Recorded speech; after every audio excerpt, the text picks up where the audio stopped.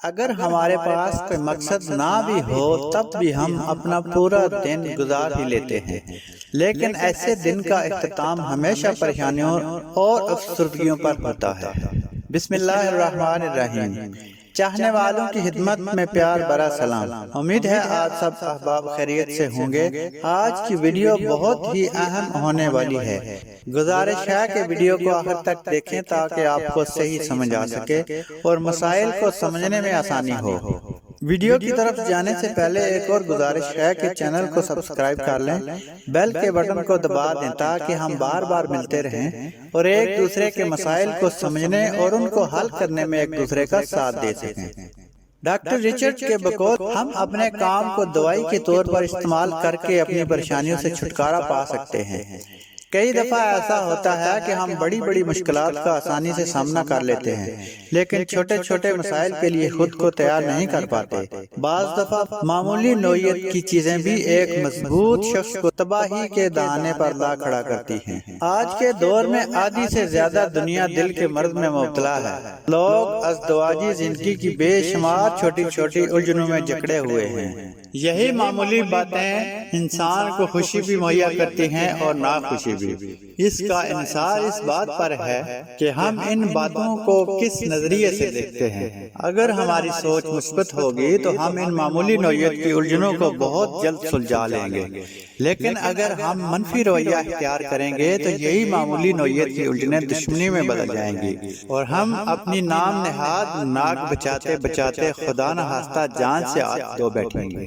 میرے دوستو، یہ بات یاد رکھتے ہوئے کہ ہماری زندگی بہت چھوٹی ہے، ہمیں معمولی نوعیت کی باتوں کو نظر انداز کر دینا چاہیے اور انہیں اپنی زندگی میں شامل ہونے کا کبھی موقع نہیں دینا چاہیے، ورنہ یہ ہماری زندگی پر پوری طرح حاوی ہو جائیں گی اور ہمیں نیست و نابود کر دیں گی۔ جب میں چھوٹا تھا تو اکثر بجلی چمکنے سے، بادلوں کے گرجنے سے خوف زدہ ہو جاتا تھا۔ مجھے اکثر یہ فکر رہتی تھی کہ مجھے خوراک کہاں سے ملے گی۔ میں عجیب قسم کی پریشانیوں سے دوچار تھا۔ مرنے کے بعد جہنم میں پھینکے جانے والی حقیقت پر پریشان رہتا تھا۔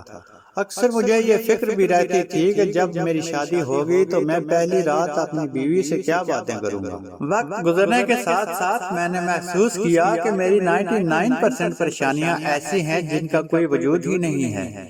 یہ ایسی پریشانیاں تھیں جن کی کوئی وجہ نہیں تھی، بلکہ وقت گزرنے کے ساتھ ساتھ ان کا اپنے آپ ہی خاتمہ ہو جاتا ہے اور پھر نئی پریشانیاں جنم لے لیتی ہیں۔ اسی طرح ساری زندگی یہ سلسلہ جاری رہتا ہے۔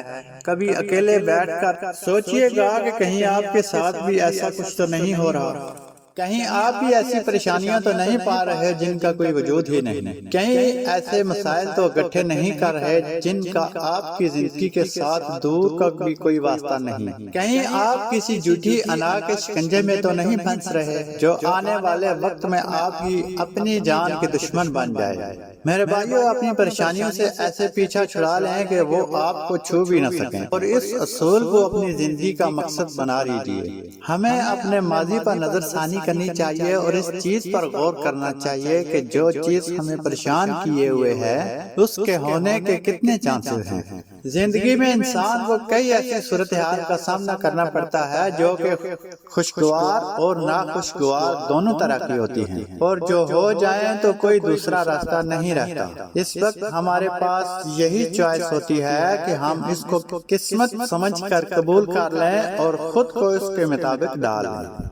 ایک بار مجھے ایک ایسے شخص کو دیکھنے کا اتفاق ہوا جس کا ایک ہاتھ ہی نہیں تھا۔ میرے پوچھنے پر اس نے بتایا کہ اس نے کبھی یہ محسوس ہی نہیں کیا کہ اس کا ایک ہاتھ نہیں ہے، اس وجہ سے اسے کبھی کوئی پریشانی نہیں ہوئی۔ مجھے صرف اس وقت یہ کمی محسوس ہوتی ہے جب کبھی مجھے سوئی میں دھاگا ڈالنا ہو۔ کتنی عجیب بات ہے کہ ہم ممکنہ نتائج پر قناعت کرتے ہوئے اپنے آپ کو اس کے مطابق ڈال لیتے ہیں۔ یہ ایک حقیقت ہے کہ ہم موجودہ حالات کی وجہ سے خوش یا ناخوش نہیں ہوتے، بلکہ ہم اپنے رد عمل سے ظاہر کرتے ہیں کہ ہمارے جذبات اس کے لیے کیسے ہیں، اور اگر ہماری خواہش ہو تو ہم ہر مصیبت اور پریشانی کا خوش دلی سے مقابلہ کر سکتے ہیں۔ قابل رحم بات یہ نہیں کہ ہم بصارت سے محروم ہو جائیں، بلکہ قابل رحم بات یہ ہے کہ ہم اس کو برداشت نہ کر سکیں۔ آج کا ہمارا وظیفہ بھی کچھ ایسی ہی مشکلات اور پریشانیوں کے لیے ہے جن سے پیچھا چھڑانا بعض اوقات مشکل ہو جاتا ہے۔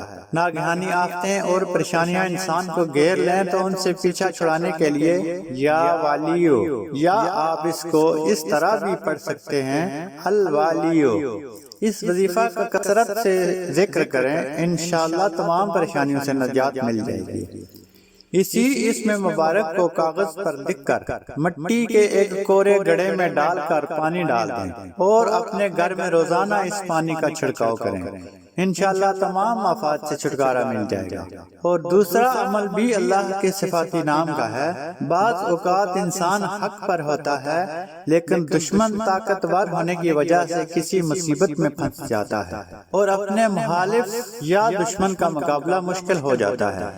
جو شخص ایسی صورتحال میں پھنس جائے تو یا منتقموں کا مسلسل 3 جمعہ تک ورد کرے، انشاءاللہ اللہ پاک خود اس دشمن سے بدلہ لیں گے اور آپ دیکھیں گے کہ دشمن کا نشان بھی نہ رہے گا۔ دعا ہے کہ اللہ پاک آپ سب کے لیے آسانیاں پیدا فرمائے، مشکلیں آسان فرمائے، آپ کی تمام دلی اور جائز مرادیں پوری فرمائے۔ اللہ پاک ہمیشہ آپ پر سایہ رحمت رکھے۔ اللہ پاک آپ کو صحت کاملہ کے ساتھ خوشحالی والی لمبی عمر عطا فرمائے، آمین ثم آمین۔ ویڈیو اچھی لگے تو اپنے دوستوں کے ساتھ ضرور شیئر کریے گا، دعاؤں میں یاد رکھیے گا۔ اللہ نگہبان۔